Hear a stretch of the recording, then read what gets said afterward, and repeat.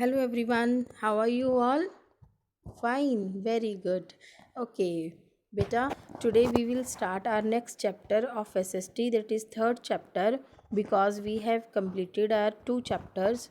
First is landforms in India and second chapter is, tell me the name of the second chapter. Very good, soils of India. So today we will start third chapter, that is, tell me what is the name of third chapter?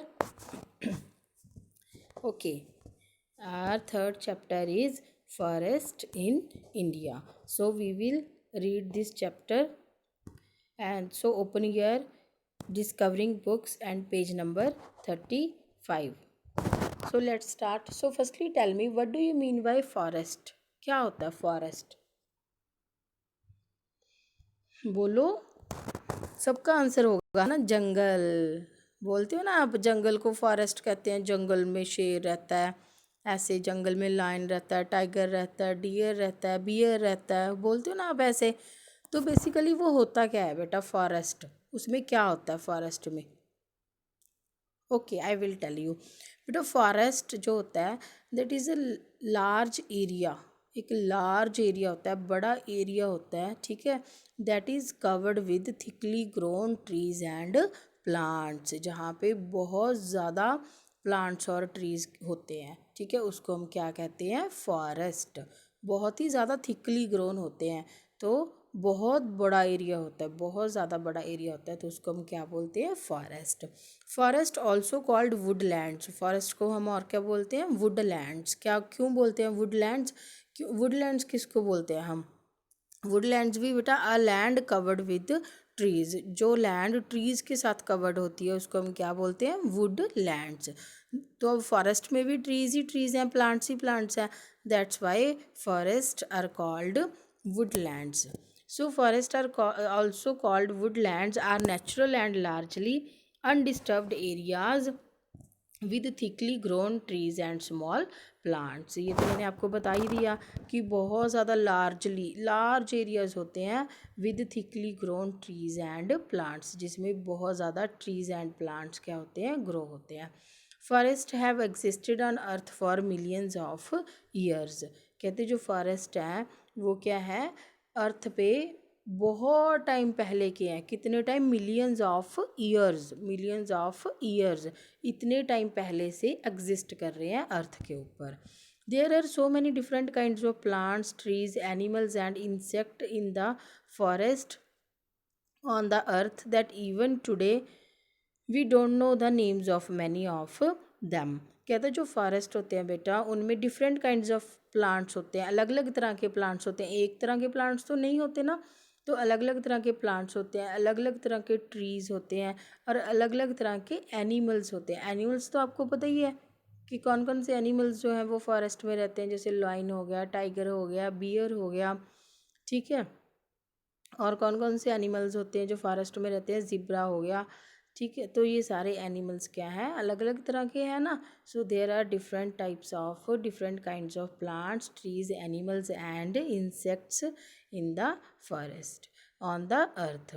और कहते हैं इनमें से काफ़ी ऐसे हैं जिनका even के आज भी हमें उनका नेम नहीं पता है. Now next is forest and environment. अब कहते हैं इन्वायरमेंट के साथ क्या लिंक है फॉरेस्ट का? ट्रीज़ का, मेनली मतलब ट्रीज़ का.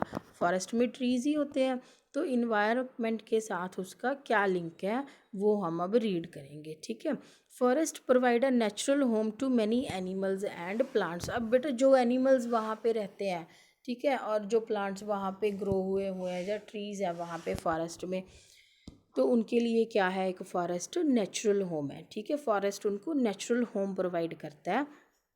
Forest are very important for all living beings. कहते हैं जितने भी लिविंग बींग्स हैं, चाहे ह्यूमन बींग्स हैं चाहे एनिमल्स हैं, सबके लिए क्या है? फॉरेस्ट बहुत ज़्यादा इम्पॉर्टेंट है.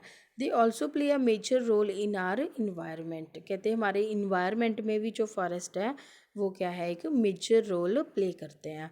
ओके, मैंने आपको यही बताया था ना, फॉरेस्ट एंड इन्वायरमेंट, कि इन्वायरमेंट के साथ इनका क्या लिंक है, कि क्या रोल प्ले करते हैं फॉरेस्ट इन्वायरमेंट में. So let's start trees in the forest help in purifying the air that all the living organisms need to breathe। कहते हैं जो फॉरेस्ट में ट्रीज़ होते हैं, ठीक है, प्लांट्स और ट्रीज़ होते हैं ना, मैंने आपको बताया कि प्लांट्स और ट्रीज़ ही होते हैं फॉरेस्ट में। तो जो ट्रीज़ होते हैं वो हमारी एयर को, इन्वायरमेंट की एयर को क्या करते हैं, प्योरीफाई करते हैं। प्योरीफाई का क्या मतलब होता है, उसको शुद्ध करते हैं।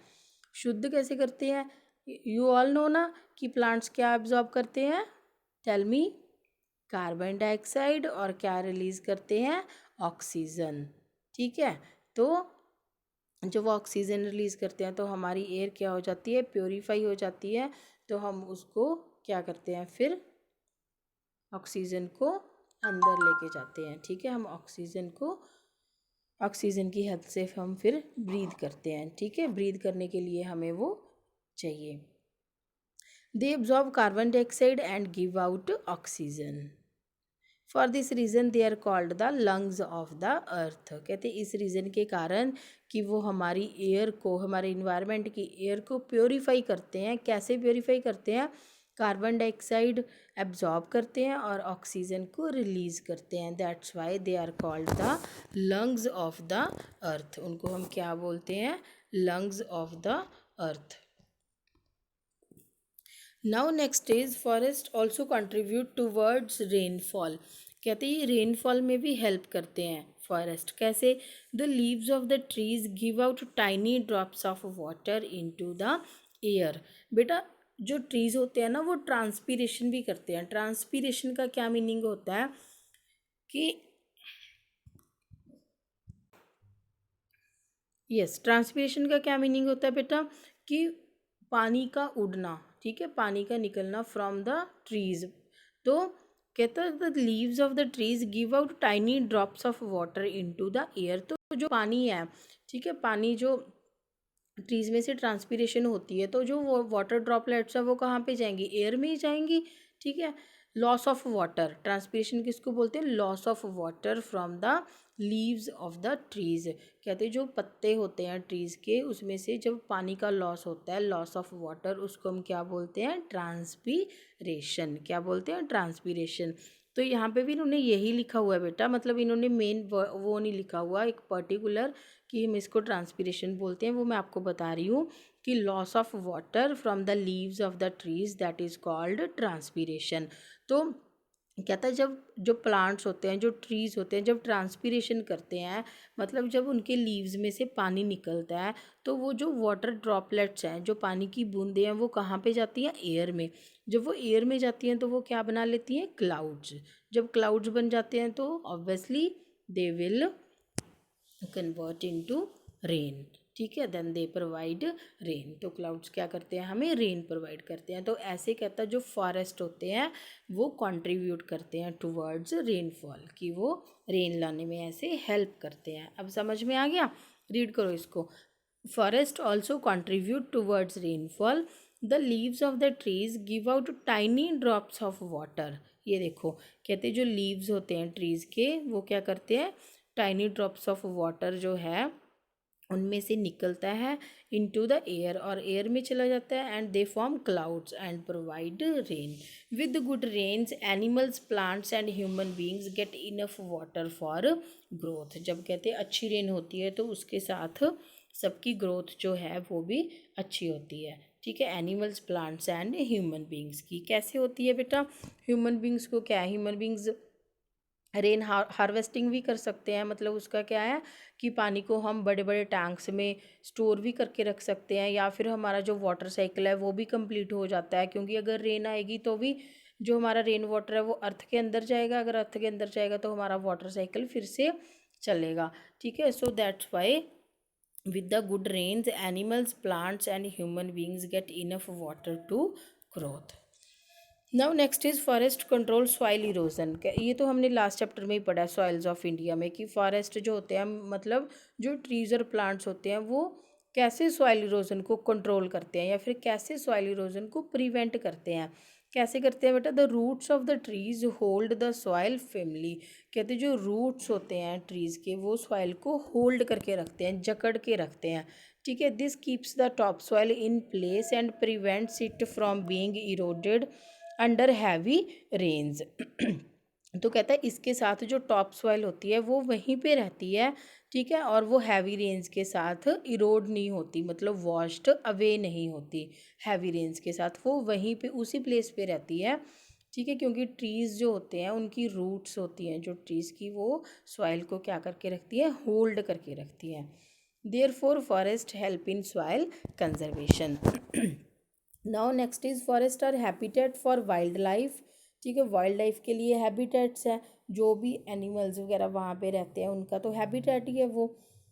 Forest are home to many kinds of wild carnivore animals, grass eating animals, birds, snakes, butterflies, insects and tiny organisms that live under the soil। कहते फॉरेस्ट उनके लिए होम है, उनके लिए घर है। कौन कौन से एनिमल्स के लिए? टू मैनी काइंड्स ऑफ, कहते अलग अलग एनिमल्स के लिए, जैसे कि जो कार्निवोरस एनिमल्स हो गए, जैसे लायन टाइगर हो गया। ग्रास ईटिंग एनिमल्स जो सिर्फ प्लांट्स के ऊपर डिपेंडेंट है बेटा, जो सिर्फ प्लांट ईटिंग एनिमल्स होते हैं जिनको हम हर्बीवोर्स बोलते हैं, ओके। बर्ड्स हो गए, जैसे स्नेक्स हो गए, butterflies, insects and tiny organisms, कहते हैं छोटे छोटे ऑर्गेनिजम्स जो सॉइल के अंदर रहते हैं। तो इन सारे एनिमल्स, आप बोल सकते हो इन सारे एनिमल्स या फिर बर्ड्स या फिर ऑर्गेनिजम्स के लिए फॉरेस्ट क्या है, एक होम है, एक उनका घर है, ठीक है। These animals make their homes on और under the plants and trees। कहते ये एनिमल्स अपना घर बना लेते हैं ट्रीज़ के ऊपर या फिर under the plants and trees. Forest provide food and safety to the animals living there. कहते जो फॉरेस्ट होते हैं वहाँ के एनिमल्स को फूड प्रोवाइड करते हैं और उनको सेफ्टी प्रोवाइड करते हैं। Birds feed on the fruits and berries of different trees and plants in the forest. कहते जो बर्ड्स होते हैं, जो फॉरेस्ट में बर्ड्स रहते हैं, वो किसके ऊपर फीड करते हैं, ठीक है, जो ट्रीज़ के ऊपर या फिर प्लांट्स के ऊपर बेटा फ्रूट्स या फिर बेरीज लगती हैं वो उनको ईट करते हैं। Next is come on the next page, things we get from forest. कहते कौन कौन सी थिंग्स हमें फॉरेस्ट से मिलती हैं। सो दो many of us live for away from the forest. कहते हम बहुत लोग हैं जो फॉरेस्ट से दूर रहते हैं। Our daily lives are highly dependent on forest, we get different kinds of product from the forest, some of these are. कहते कौन कौन से हैं। Timber which is mainly used to build houses, furniture and other wooden articles. हम बनाते हैं ना बेटा लकड़ी से, हम लकड़ी के घर भी होते हैं, ठीक है, हम फर्नीचर भी बनाते हैं, जैसे हमारा डाइनिंग टेबल हो गया, हमारे घर के डोर्स हो गए, तो ये सारे किससे किससे बनते हैं, लकड़ी से बनते हैं। तो लकड़ी कहाँ से आती है, ठीक है, ट्रीज़ से। तो ट्रीज़ कहाँ से कट करते हैं, फॉरेस्ट से। So forest gives us timber which is mainly used to build houses, furniture and other wooden articles। Next is firewood, firewood that is dried fallen wood obtained from trees used for cooking and heating purpose। ये क्या होता है बेटा, firewood. कहते हैं जो सूख जाती हैं, कई बार ट्रीज़ की ब्रांचेस वगैरह सूख जाती है ना, सूख के बिल्कुल ड्राई होके वो नीचे गिर जाती हैं, तो उनको जब हम कलेक्ट कर लेते हैं तो वो हम किस यूज़ के लिए किस पर्पज़ के लिए यूज़ करते हैं, for cooking and heating purpose. Next is medicinal plants which help us to cure many disease. कहते हैं हमें प्लांट्स से कई मेडिसिनल प्लांट्स भी होते हैं, ठीक है, जो किस चीज़ में हेल्प करते हैं, टू क्योर मैनी डिजीज़, जिनसे बहुत सारी मेडिसिन बनती हैं और फिर क्या होता है उनसे हम डिजीज़ को क्योर कर सकते हैं, ठीक कर सकते हैं। Bamboo for making paper, cardboard and furniture. Bamboo trees तो आपने सबने सुने ही हैं, ठीक है, तो वो किस चीज़ में हेल्प करते हैं, उनका हम क्या बना सकते हैं, paper, cardboard and furniture. Next is honey, rubber, gum, resins and tamarind. और क्या हमें फॉरेस्ट से मिलता है, honey, rubber, gum, resins and tamarind. Now next is oil from the dried seeds of a few trees. कहते कुछ trees के जो ड्राइड सीड्स होते हैं, ठीक है, उन सीड्स से हम क्या एक्सट्रैक्ट कर सकते हैं, हम ऑयल भी एक्सट्रैक्ट कर सकते हैं। So these were the things we get from the forest. बेटा hope you understand this session. In next session we will start our next topic, that is, which is our next topic, types of forest. So read chapter 3, page number 35 and 36. Till then, bye bye.